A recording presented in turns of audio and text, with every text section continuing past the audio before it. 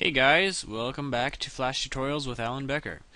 I got a request to do scorch marks, meaning like the stuff that happens after the explosion, like the charred edges of stuff.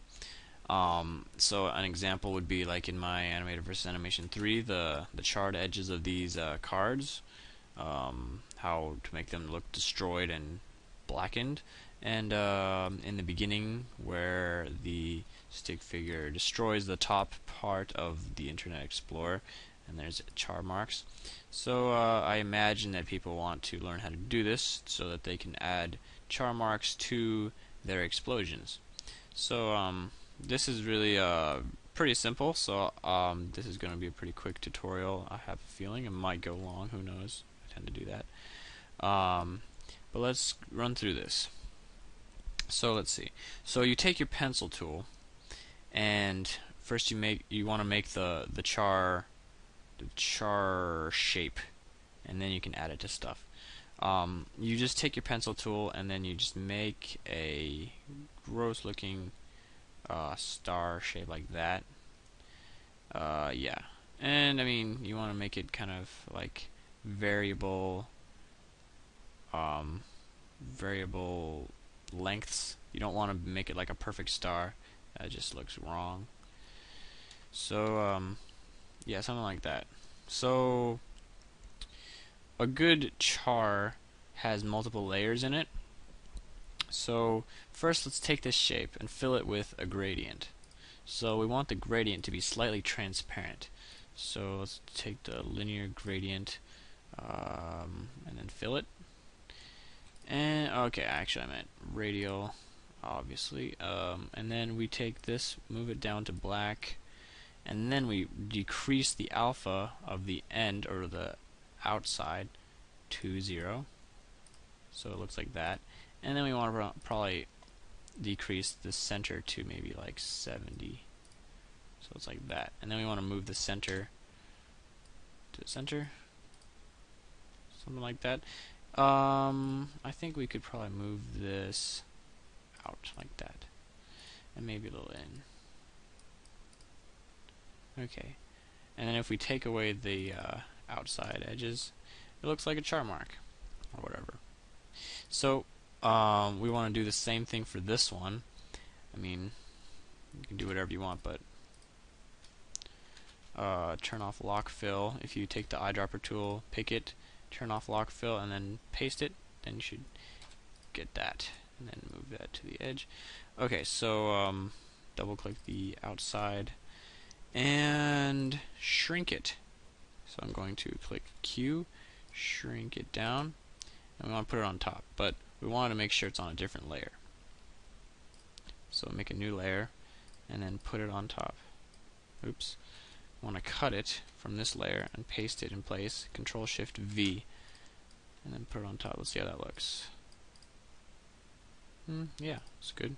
So I think I want to rotate it and probably decrease the opacity so that it's not as harsh of a difference between this one and this one.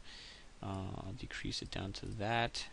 Yeah, and probably raise this inner circle. Yeah, that looks pretty good. So now we have our char mark. You can make little tweaks if you want to it, and then what you do is you make it into a symbol. Let's see, I'm going to copy these frames because we want to preserve the layers. So we copy these frames, insert new symbol, let's call it char, and then put it in here, and then right click here, paste frames. So now we have our char mark. Okay, so we can get rid of this because we have it in our library, char. And I mean, then you can just add it to stuff. Let's say we have an explosion and it explodes, and you want it to leave behind a char mark. So on the layer below, you would take this. So you want to drop down the opacity down to 0 by clicking on it, going down to color effect, alpha, change it to 0, and then when it gets big enough, then you make a new keyframe with F6, and then bring, oh god, how do I click on it? Bring the alpha back to 100. So then you create a classic tween in between those keyframes, and then look at that, you made a char thingy. That is tight. Alright, so okay, so what if we want to make a building or something have a char on it and have part of it come off, like this card in animator versus animation. So what you do is you take the thing that you want to subtract from, like this building that I have here, this ugly building that I just made a minute ago, and you turn it into its own another symbol. So let's convert it to a symbol, call it building underscore char, and go into it. So now we have the symbol inside, and we make a new layer, and then we copy it. We copy the building and put it on the above layer. So we press Control C, go above, Control Shift V, and now it's in the same place. So we have two copies, right? So now what we want to do is break this one apart. That will turn it back into an editable shape. So what we do now is take the pencil tool, and then we make a char outline.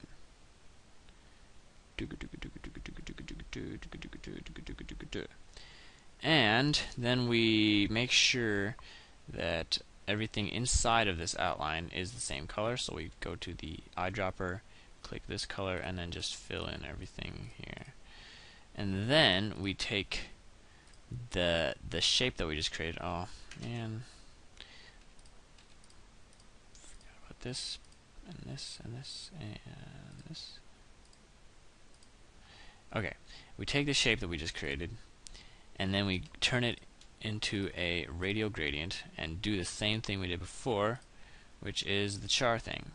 So we move the center to the center of the char thing and move it there. So now we don't need the rest of this stuff, so we get rid of it. Let's see, how do we do that? Let's just select this, or select all, and then hold down Shift, and then select just the char. So we're going to get rid of everything except this shape, and then hit delete. Oh, we didn't want to select the bottom layer, so lock that one, and then delete. There we go. So now we have this. Okay, so now you want to subtract parts of it. So to do that, we're going to have to take the bottom layer, so we hide this one, and take the bottom layer and break that one apart too. So now we're going to take the eraser tool, which you can press E for, and go back to both layers and then just subtract like that. And if you want to make it more jagged, then make the brush size smaller and delete the rest on both layers. There you go. So now we have our building char.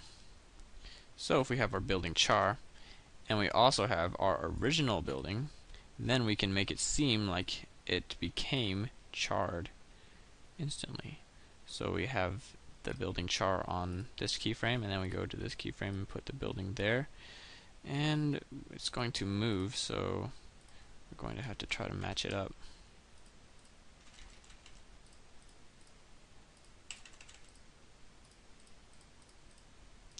There. So we put an explosion on top. Make it start like right here. and then move it up here. Yeah. Okay, so it looks pretty drastic. Actually, in this animation, it was pretty drastic. Oh god. Yeah, it just appears. See? But if you want, you can make it gradually appear. So let's put this on its own layer, put this down here, and then put this here, and then just make it fade in. So we put another keyframe here, move to the first keyframe, and then click on the object, go to color effect, alpha 0, give it a classic tween, and then it'll gradually be there. And then you, if you want, you can get rid of the original one by making an empty keyframe by pressing F7. So that's how you do it. And another way to do it, if you don't want to redraw this whole char thing, is you could do what I did here, which is kind of tricky. You take the object and then you use the object as a mask, and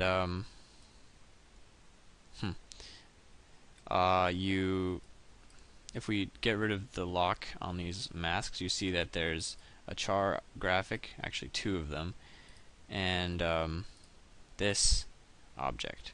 So the one on top is the object that you want to apply the mask or the char to, and then the underneath object would be the char, and then you would right click it and hit mask.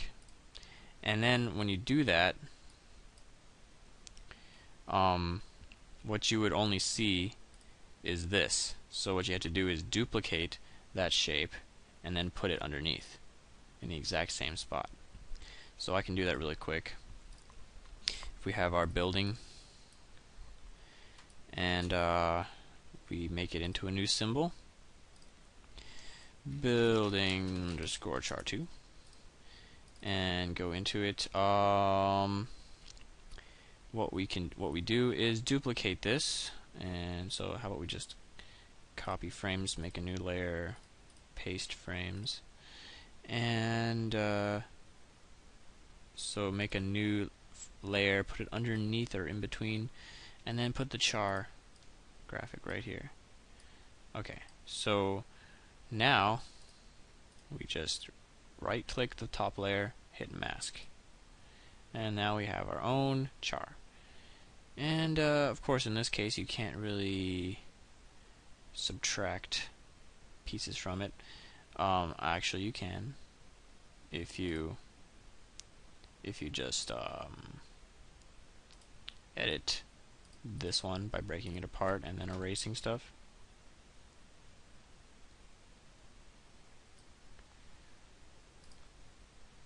And then doing them, then locking them again.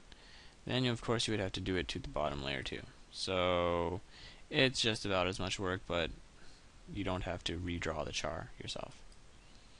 So I'll probably have to erase that and then break this one apart, and then use the eraser tool and then do that again. So then when we lock it, it looks like that.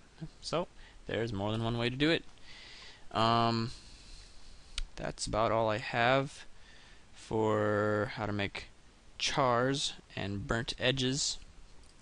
So if you have any more questions, keep contacting me through my website, alanbecker.net/contact-me.